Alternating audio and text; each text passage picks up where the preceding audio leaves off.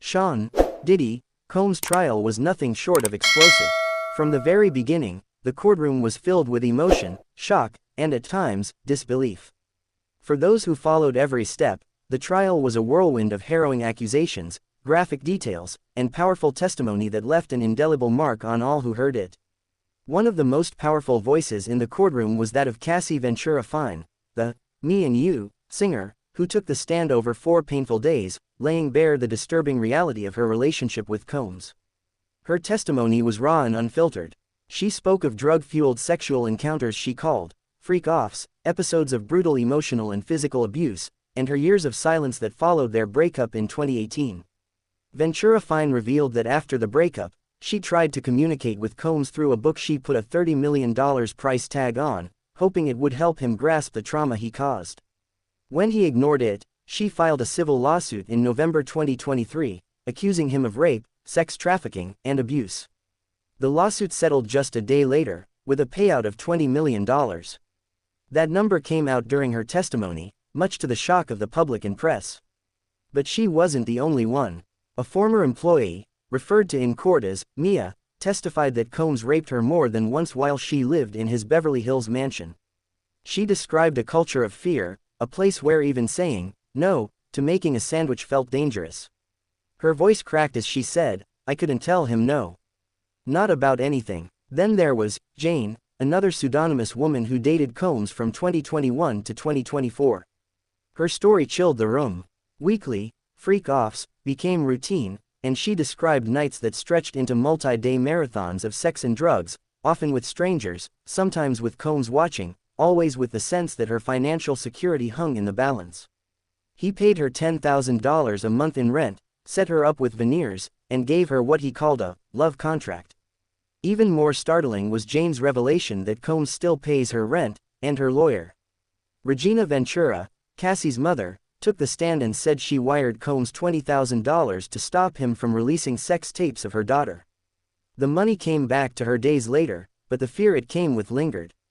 "I was scared for my daughter's safety," she said quietly, through tears. The government's evidence was staggering.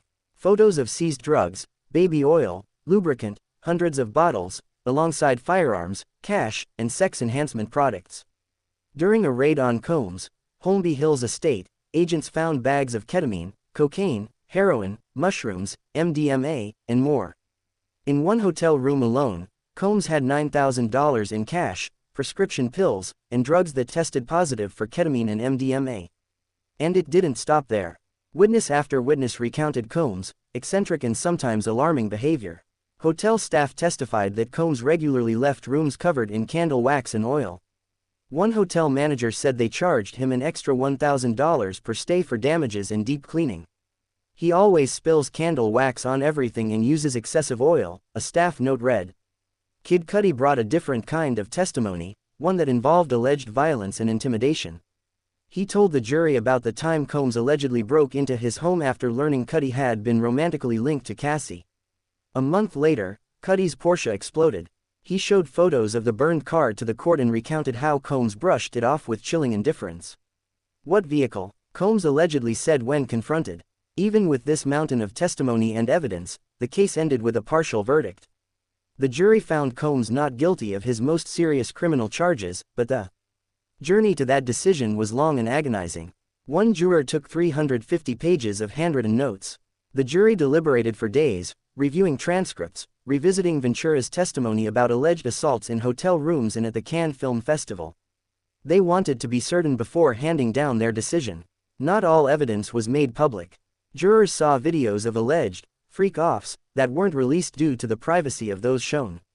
These videos, which reportedly featured Ventura and Jane, were said to be so graphic that even court staff requested closed-door screenings.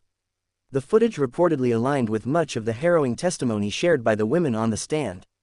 Federal agent Andre Lamond testified that agents uncovered 900 bottles of Astroglide, 200 bottles of baby oil, and multiple types of drugs during the March 2024 raid. Just weeks later, Special Agent Gerard Gannon detailed more findings: hallucinogens, heroin, ketamine, guns, and drug paraphernalia inside Combs' Miami mansion. Prosecutors used these discoveries to paint a portrait of excess, addiction, and control. On May 19, 2025, federal authorities released photographs of the contents of Combs' New York hotel room from the night of his arrest in September 2024. There were drugs, lube, baby oil, and nearly $10,000 in cash. Prosecutors said it was another example of the disturbing pattern they were trying to prove. Then came the hotels. Managers, housekeepers, and employees from high-end Beverly Hills locations testified that they dreaded Combs' stays. They described the destruction he left behind and how staff were instructed to monitor hallways, spray air freshener, and prepare for extensive cleanups after he left. Throughout it all, Combs' legal team fought to poke holes in the testimony. They questioned the timing of Ventura's lawsuit.